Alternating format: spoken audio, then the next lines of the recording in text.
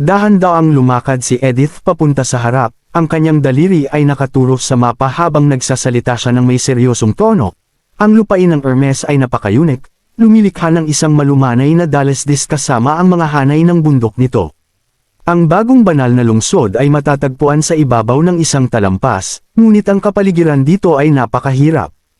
Habang ang mga natural na hadlang ay maaaring makatulong sa simbahan na maitaboy ang mga demonyong hayop, ang lugar mismo ay hindi angkop para sa pamumuhay, lalo na sa pagsasaka. Huminto si Edith sandali bago pinagpatuloy ang kanyang paliwanag. Ang ibig sabihin nito ay kailangan nilang umasa sa mga panlabas na mapagkukunan, lalo na sa pagkain. Tuwing taglagas, 12 ng karaban mula sa 4 na kaharian ang dumarating araw-araw, lahat ay para lamang sa layuning paghanday ng bagong banal na lungsod. Pagkatapos ay nagtapos siya, sa madaling salita, kung balak ng simbahan na ipadala ang kanilang hukbo, tiyak na mapapansin ito ng mga mangangalakal. Ayon sa mga pagbabago sa sukat ng transportasyon ng materyal, maaari nilang tansyahin ang oras ng kanilang pag-deploy.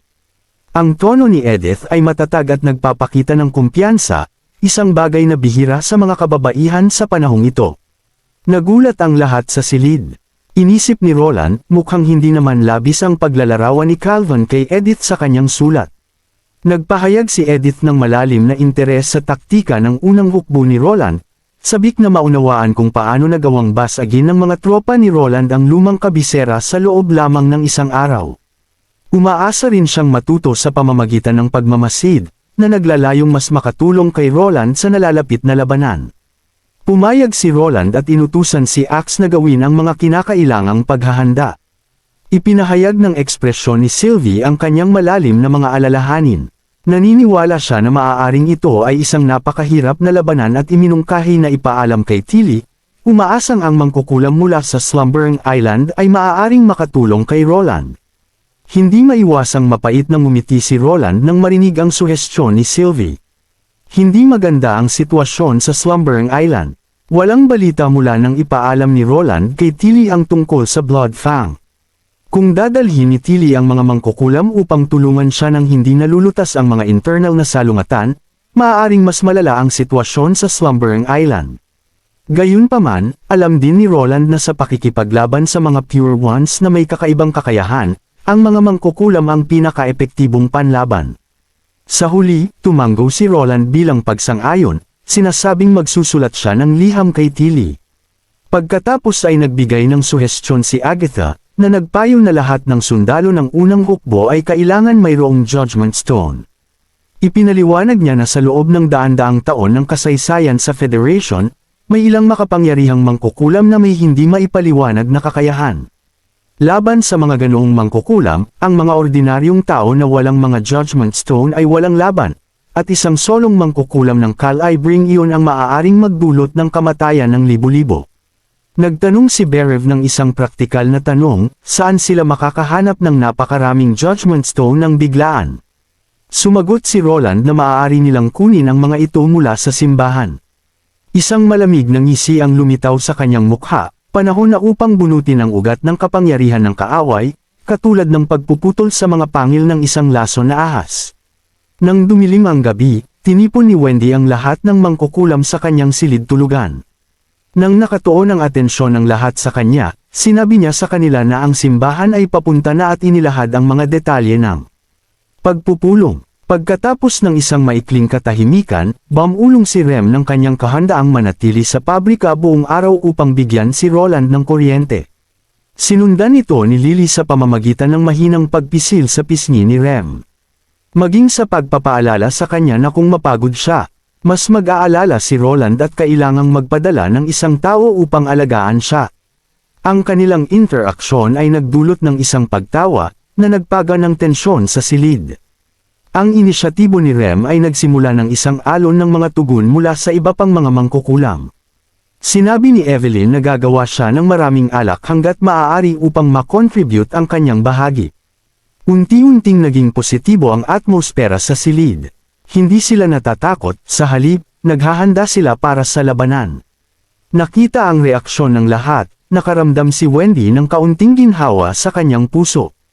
Bagamat may mga alalahanin ang mga mangkukulam, walang nagpakita ng takot sa pakikipaglaban sa simbahan. Isang sitwasyon na hindi mailarawan 1 taon na ang nakalipas. Huminga ng malalim si Wendy upang patahimikin ang silid, at nagsalita siya ng tame time. Sinasabi sa lahat na ang digmaang ito ay mahalaga para sa kinabukasan ng unyon ng mga mangkukulam. Tinanong niya sila kung naisip ba nila kung ano ang ibig sabihin nito para sa kanila kung matatalo ni kanyang kamahalan ang simbahan. Tumahimik ang silid, ngunit ang kanilang mga mata ay kumikinang ng isang hindi mailarawang liwanag. Dahan-dahang nagpatuloy si Wendy, sa loob ng kaharian ng Grey Castle, at marahil sa buong kontinente, ang mga mangkukulam ay mabubuhay ng mapayapa. Sa ilalim ng pamumuno ni kanyang kamahalan na si Roland, maaaring magkaroon sila ng pagkakataong lumikha ng isang bagong mundo kasama ng mga ordinaryong tao, tinatamasa ang kapayapaan at pagkakapantay-pantay. Idinagdag niya na may ngiti, syempre, alam ang karaniwang estilo ni kanyang kamahalan, mas gugustuhin niya siguro na patuloy na magtrabaho ang lahat gaya ng dati at hindi masyadong magtrabaho. Ang pagtatapos ng pagpupulong, bagamat ang pagtatapos ay hindi maaaring maghatid sa kanya ng isang nakasisiglang talumpati sa mga sundalo tulad ni Roland, ibinahagi niya ang kanyang taos-pusong mga saloobin sa lahat. Sa wakas, tiningnan ni Wendy ang bawat isa na naroon at sinserong sinabi, ito ang kanilang karaniwang tahanan, at ito ay isang mahalagang sandali upang baguhin ang kanilang kapalaran. Handang ibigay niya ang lahat para dito. Gamit iyon, inilahad niya ang kanyang kamay, palad pababa, senyales sa lahat na mangako ng sama-sama. Si Skrull ang unang naglagay ng kanyang kamay sa kamay ni Wendy, sinundan ni Nightingale at Anna. Si Agatha, dahan-dahang hinailan ni Leaf, ay nagatubili sandali bago ilagay ang kanyang kamay sa ibabaw. Nagbuo ng isang bilog ang mga mangkukulam, bawat isa ay inilagay ang kanilang kamay sa ibabaw ng kamay ng iba. Kahit ang dalawang dating Bloodfang Witches, sina Ivy at Shadowfeather na nag-aalinlangan, ay nagtipon ng kanilang lakas ng loob sa ilalim ng nakangiting mga tingin ng lahat at tunay na naging bahagi ng grupo. Sabay-sabay silang sumigaw, para sa pagkakaisa ng mga mangkukulam, para kay Haring Roland, para sa walang hanggang banal na bundok. Matatag at makapangyarihan ang kanilang mga boses, umaalingaw sa buong silid. Pagkatapos umalis ng lahat, unti-unting tumahimik ang silid tulugan, tanging sina Wendy at Nightingale ang naiwan. Paglingon ni Wendy, napansin niya na tahimik na binuksan ni Nightingale ang bintana at nakatayo doon, ang kanyang figure ay bahagyang malungkot sa ilalim ng liwanag ng buwan. Malumanay na tinanong ni Wendy kung nag-aalala rin si Nightingale tungkol sa nalalapit na digmaan. Huminga ng malalim si Nightingale, ang kanyang boses ay mababa ngunit puno ng kumpiyansa. Matagal nang naghihintay si Nightingale na maghayganti sa simbahan. Marahil ang ibang mga kapatid na mangkukulam na namatay sa digmaan ay ganoon din. Naramdaman ni Wendy ang pagbuo ng malalim na emosyon sa kanyang puso nang marinig ang mga salita ni Nightingale. Inilahad niya ang kanyang kamay at dahan-dahang hinawakan ang mukha ni Nightingale. Tumingin sa mga mata ni Nightingale, sinasabi sa kanya na protektahan si Roland. Tandaan din na protektahan ang sarili. Dahan-dahang ipinikit ni Nightingale ang kanyang mga mata. Nararamdaman ang init ng paghawak ni Wendy, at mahigpit na niyakap siya. Sa paglalabas ng utos ng digmaan, ang lungsod ng Neverwinter, ay mabilis na lumipat sa isang estado ng paghahanda sa digmaan. Habang ang lahat ay naghahanda ng mabilis para sa nalalapit na labanan. Ang isang malaking dami ng trigo mula sa Dragonfall Ridge ay mabilis na dinala sa mga granary.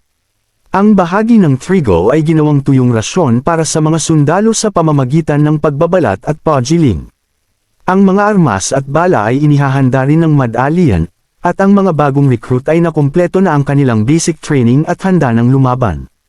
Dahil sa katamtamang intensity ng operasyong ito, nagpasya si Roland na magpadala ng isang puwersa ng 1,500 sundalo na pinamumunuan ni Axe. Dahil sa posibilidad na makatagpo ng mga Pure Ones, sina Sylvie at Ify ay nakatakdang sumali rin sa ekspedisyon. Lumapit si Brian, sinasabing hindi pa napagpasyahan ang lokasyon ng labanan. Gusto ni Roland na marinig ang opinyon ng unang hukbo. Naisip ni Brian na makipag-engage sa loob ng Western Territory. Maaari nitong samantalahin ang kanilang firepower advantage at logistical support na may malaking kakayanang ilipat ang mga sundalo at bala sa frontline sa loob ng isang araw. Pagdating naman sa simbahan, dahil sa mahabang distansya, kung umabot pa sa 1 buwan ang digmaan, ang mga puwersa ng simbahan ay mamamatay sa gutom. Gayunpaman, hindi nakita ni Roland na posible ang planong ito, dahil ang simbahan ay mayroon pa ring malaking impluwensya sa Grey Castle, at isang malaking bilang ng mga mananampalataya ang maaaring magbigay ng suporta sa kanila. Ibinahagi ni Edith ang kanyang mga alalahanin, natatakot na kung sakaling maging hindi pabor ang sitwasyon.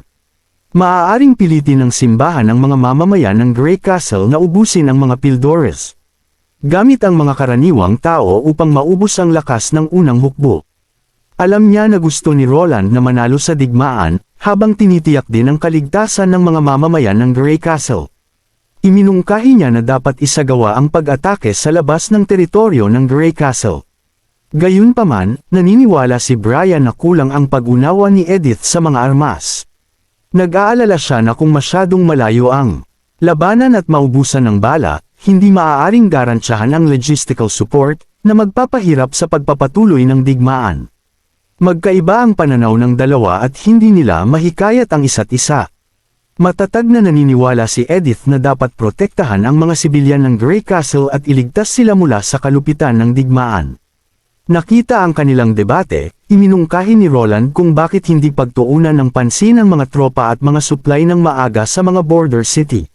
Sinabi ni Brian na hindi nila mahulaan kung saan ang direksyon ng pag-atake ng simbahan. Gayunpaman, sinuri ni Roland mula sa isang strategic location, naniniwala na maaari nilang gabayan ang kaaway na umatake mula sa inaasahang direksyon sa pamamagitan ng isang serye ng mga estratehiya. Nakita si Roland na nakaturo sa mapa.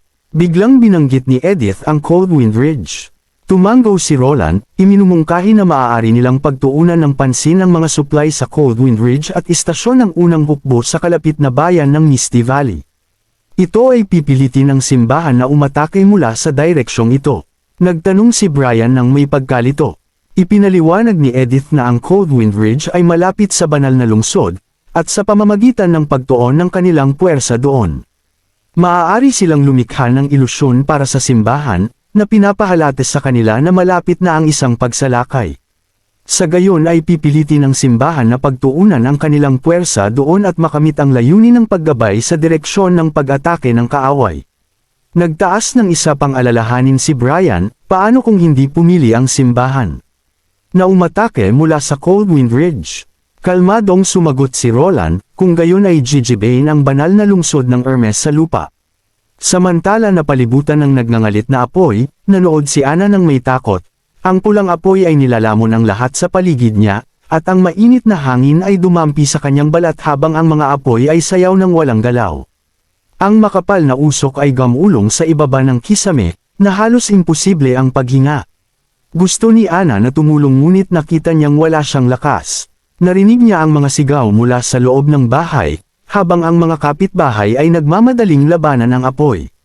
Bigla, isang lalaki ang lumapit sa kanya, ang kanyang tingin ay mahigpit.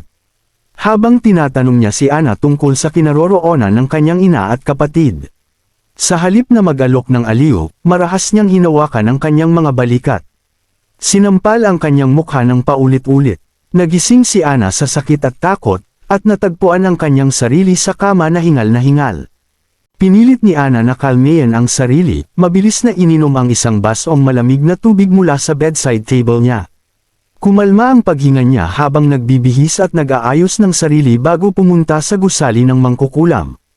Pagdating niya, kumaway at binati siya ni Ling ng may ngiti, habang si Wendy naman ay pumuri sa magandang panahon at tinanong kung balak ni Ana na pumunta sa North Slope Mountain.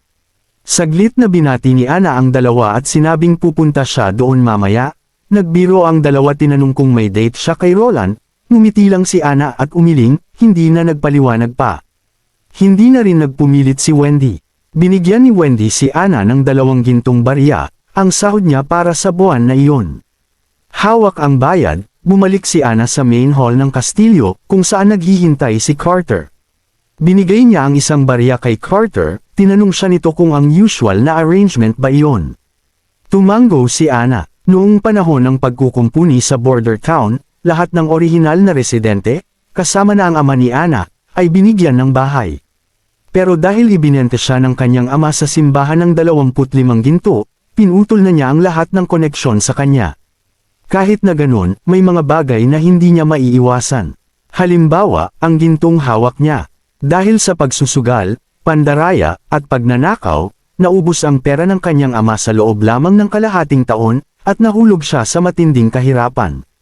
Lumapit si Carter sa isang sira-sirang kwarto at kumatok. Binuksan ng isang lalaki ang pinto, nakangiti ng malapad habang inaanyayahan si Carter na pumasok para sa tsaa. Ngunit umiling si Carter, seryoso ang ekspresyon at may bahid ng pagkadisgusto habang ibinibigay ang pera. Ipinaliwanag niya na iyon ang panggastos ng lalaki sa buwan na ito. Samantala, nakasando si Anna sa pader ng hallway, tahimik na nagbuntong hininga. Nararamdaman niya na hindi na niya kayang pahirapan pa si Roland. Nang bumalik si Carter, tinapik niya ang dibdib niya, sinisiguro kay Anna na lahat ay naayos na. Same time na nagpasalamat si Anna kay Carter, pakiusap na huwag niyang sabihin kay Roland ang tungkol dito. Tumango si Carter bilang pag-unawa. Pagkatapos ay lumingon si Anna at naglakad pababa ng hagdan. Pagkatapos ng halos 4 na buwan, muling nakatapak si Lynn sa border town.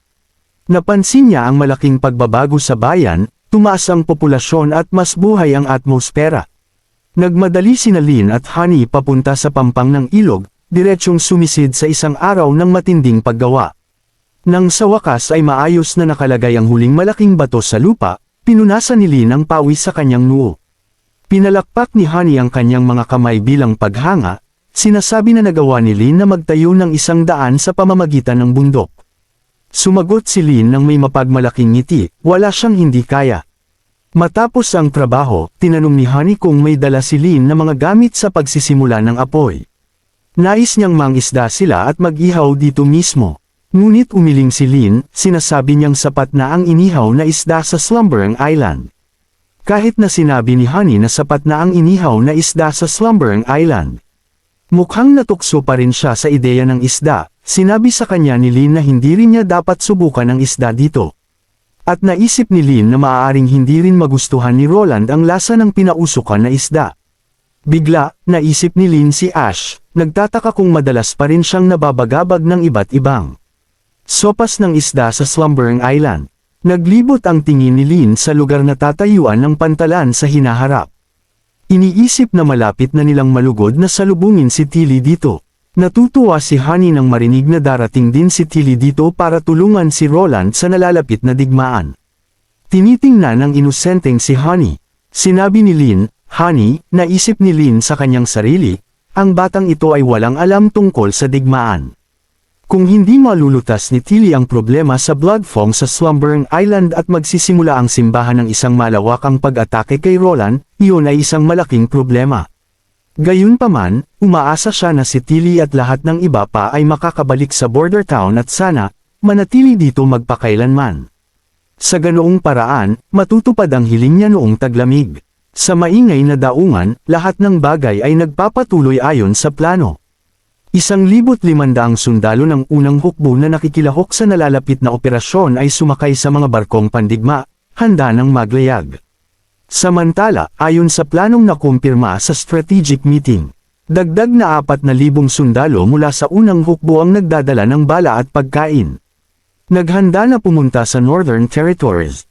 Nangako si Edith na personal siyang magsusulat ng isang liham sa kanyang ama, ibibigay ang kalahati ng inventaryo ng bodega para gamitin ng mga sundalo, at sinabi na ang Panginoon ng bayan ng Misty Valley ay nanatili rin. Nangako si Edith na personal siyang magsusulat ng isang liham sa kanya. Ganap na suportahan ang lahat ng pangangailangan ng unang hukbo. Tinitingnan ng maingay na daungan, tinanong ni Roland si Edith kung may plano ba siyang bumalik sa Hilaga. Umiling si Edith, ipinahayag ang kanyang kagustuhan na samahan ang unang hukbo at makilahok sa lahat ng nalalapit na labanan. Tumayo siya sa riles ng barko.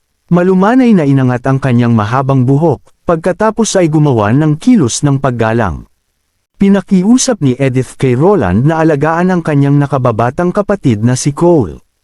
Tumango si Roland bilang pagsang-ayon at nangakong aalagaan ng mabuti si Cole. Hinaplos ng malakas na hangin ang mahabang buhok ni Edith. Tumingin siya kay Roland ng malalim at sinabing kapag dumating ang dakilang digmaan, hihintayin niya ito sa Misty Valley Town. Habang unti-unting lumalayag ang barko, hindi maiwasang mairita si Nightingale. Sa tingin niya, tinatrato ni Edith ang sitwasyong buhay o kamatayan na parang isang romantikong date. Nakaramdam ng kaunting awkward si Roland, na pagtanto niyang may galit pa rin si Nightingale dahil sa liham ni Duke Calvin.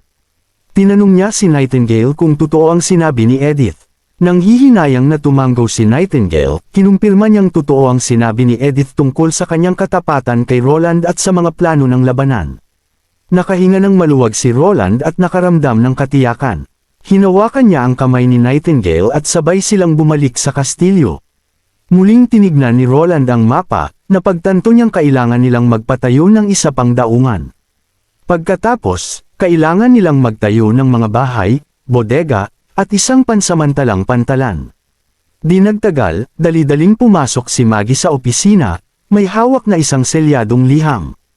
Mabilis na binuksan ni Roland ang liham at mabilis na binasa ang bawat salita. Lumalim ang kanyang pag-iisip at saka binigyan ng utos si Maggie, dalhin si Sylvie at Billason. Sabihin din kay Effie na sundin ang plano. Samantala, nakarating na ang armada sa mga daungan sa labas ng Crimson Water City, na naging dahilan ng kaguluhan. Bumalik ang mga gwardya sa lungsod, mahigpit na isinara ang mga pintuan ng lungsod, at itinaas ang tulay na pangangat sa moat. Nakita ito ni Brian at tinanong kung dapat nilang piliting buksan ang pintuan ng lungsod. Umiling si Axe, ipinaliwanag na ang kanilang target ay ang simbahan lamang. Ayaw nilang gumawa ng mga kaaway sa mga lokal na Panginoon at napagpasyahang sundin muna ang mga diplomatikong pamamaraan, isusumit nila ang mga kinakailangang dokumento. Kusa namang nagboluntaryo si Edith na maging sugo, bilang anak ng duke, higit pa siyang kwalipikado. Nag-alala si Brian para sa kanyang kaligtasan, kaya nagdesisyon si Axe na magpadala ng isang grupo ng mga sundalo upang samahan siya. Sinabi ni Axe na kung magkakaroon ng labanan, aatake sila ng walang pag-aalinlangan. Sabay na pumunta si Edith at ang mga sundalo sa pintuan ng lungsod at isinumite ang kanilang mga kredensyal. Pagkatapos ng nakababahalang paghihintay ng kalahating oras, dahan-daang bumukas ang mga pintuan ng lungsod, at ibinaba ang tulay na pangangat. Lumabas ang isang matabang lalaking may katamtamang edad, siya ang Panginoon ng Crimson Water City. Mainit niyang inanyayahan ang lahat na pumasok sa lungsod, habang diretsyong tinatalakay ni Axe ang mga pagtatrader ng simbahan at ang mga trahedya sa dalawang kaharian. Tumanggo ang Panginoon, ngunit hindi maalis ang tingin niya kay Edith. Pagkatapos ay inanyayahan niya ang lahat na sumama sa kanya sa isang hapunan. Handa na sanang tanggihan ni Brian ang imbitasyon sa piging, ngunit nakita niyang tinanggap na ito ni Edith at sinabing dadalo sila, ngunit kailangan nilang tapusin ang kanilang misyon na ibinigay ni Haring Roland. Habang nagmarcha ang unang hukbo sa lungsod sa isang maayos na pormasayon sa gabay ng mga kabalyero, biglang nagkaroon ng kaguluhan at ang tunog ng mga batong tumatama sa lupa ay nakabasag sa katahimikan. Agad na itinaas ni Axe ang kanyang braso, ibinigay ang utos, lahat ng tropa, mag-ingat. Mabilis na inilabas ng mga sundalo ang kanilang mga armas, at sumugod ang mga kabalyero sa labanan. Noong mga oras na iyon, dali-daling dumating si Maggie at Sylvie, sumigaw na mayroong isang mahiwagang reaksyon sa unahan. Nagmadaling sumigaw si Brian, sinabi sa matabang Panginoon na bilasan ng kanyang mga kabalyero ang pag-alis.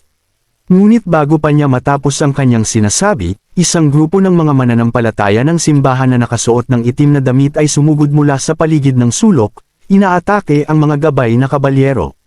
Nakakagulat ang lakas ng pag-atake ng mga umaatake, maging ang mga kabayo ay natamba sa kanilang pagsugod.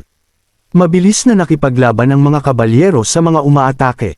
Sa una ay natigilan ng matabang Panginoon sa biglaang pangyayaring ito, ngunit pagkatapos ay nagalit siya, malakas na sumigaw, labanan ninyo ang mga rebeldeng ito. Gayunpaman, isang malaking bato ang nahulog at mabilis na pinatigil ang kanyang pagsasalita. Nakita ng lahat ang isang babaeng may berdeng buhok na gumagamit ng kanyang mahika upang kontrolin ang malalaking bato sa lupa, itinatapon ang mga ito sa mga kabalyero na parang mga bala. Nakita ito ni Axe at agad na inutusan na magpaputok. Sunod-sunod na putok ng baril ang umalangaw sa hangin, ang mga bala ay bumagsak na parang ulan, tinamaan ang mangkukulam. Nang bumagsak ang mangkukulam sa lupa, ang matabang Panginoon, medyo nagulat pa rin, nakita ang mangkukulam sa lupa, bagamat narinig niya na nagpapalaki ang simbahan ng mga mangkukulam. Ngayon, nakita niya ito ng kanyang sariling mga mata, hindi siya makapaniwala. Hindi pinansin ni Axe ang Panginoon at inutusan ang mga tropa na magpatuloy sa pagsulong. Mabilis nilang napatay ang natitirang mga mananampalatayang umaatake, at pinangunahan ni Brian ang isang grupo ng mga sundalo sa simbahan, mabilis na pinatay ang mga kalaban sa loob. Pagkatapos, sinimulan nilang saliksikin ang simbahan ayon sa utos ng kanyang kamahalan.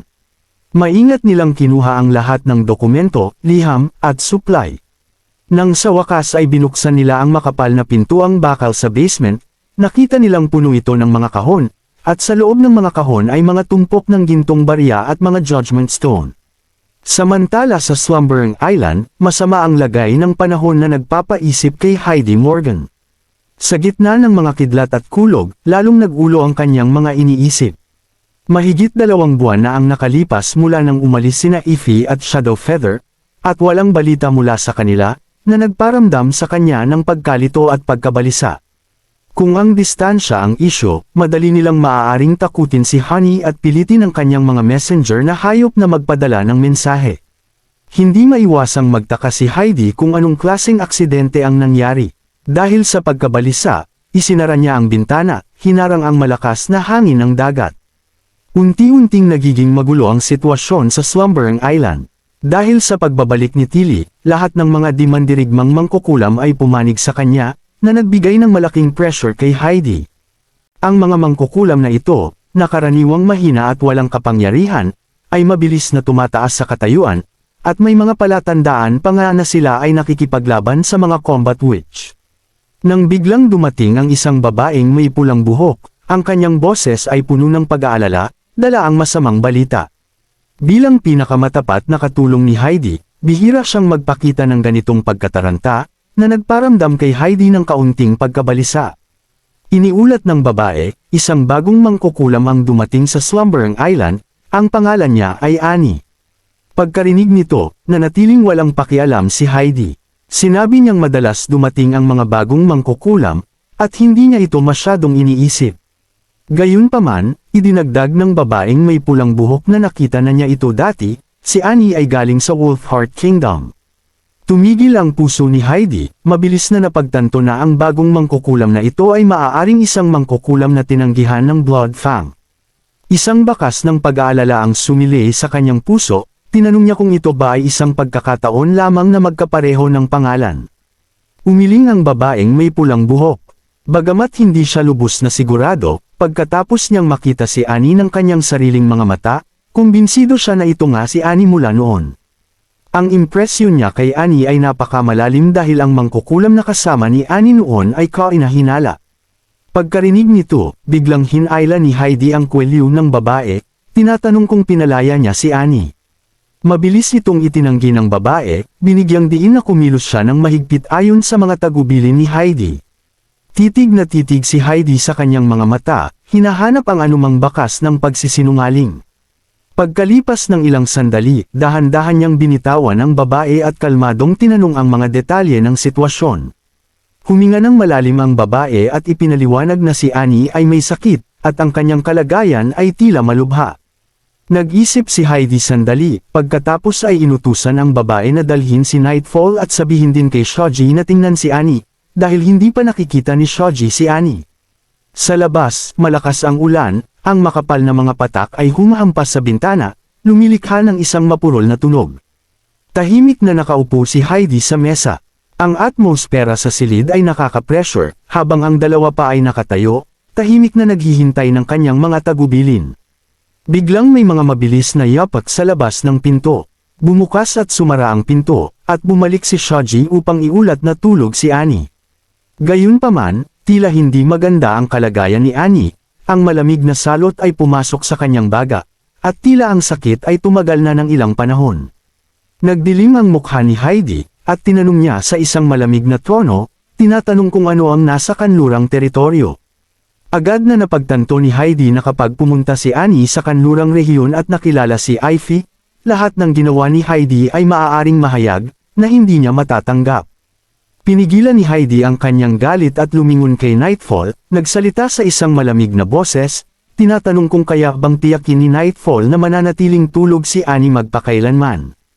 Nag-atubili si Nightfall at sumagot na kahit kaya niyang gawin ito gamit ang kanyang kakayahang Seed of Peaceful Death, hindi niya naiintindihan kung bakit ito kinakailangan.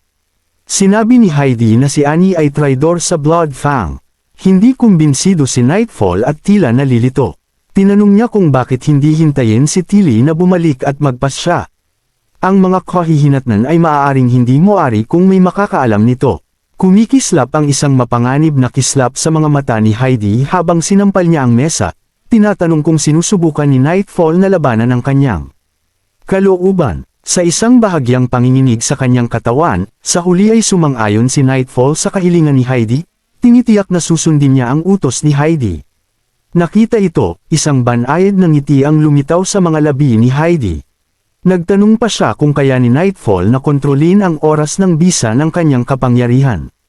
Partikular na hiniling niya na magkabisa ang kapangyarihan nito pagkatapos ilagay si Annie sa bangka. Kahit nag-alinlangan, tumanggo rin si Nightfall bilang pagsang-ayon. Natuwa na pagpasyahan ni Heidi na oras na upang dalawin si Annie. Kasama ang mga miyembro ng Blood Fang, nahanap ni Heidi si Camillet na nakaupo sa labas ng silid ni Annie. Gamit ang isang tono ng pag-aalala, sinabi ni Heidi na narinig nila ang tungkol sa isang mangkukulam mula sa kaharian ng Wolfheart at gusto nilang alamin ang kalagayan nito. Sinubukan ni Camillet na pigilan sila, ipinaliwanag na tulog na si Annie at hindi dapat istorbohin. Gayunpaman, nauubusan na ng pasensya si Heidi. Gamit ang isang banta sa kanyang tono, direkta niyang sinabi na pamilyar siya sa pangalan at sinabi marahil ay kilala nila ang mangkukulam na ito. Dahil sa pagpipilit ni Heidi, medyo natakot si Camillet at sa huli, kahit labag sa kanyang kalooban, ay pinapasok sila sa loob ng silid.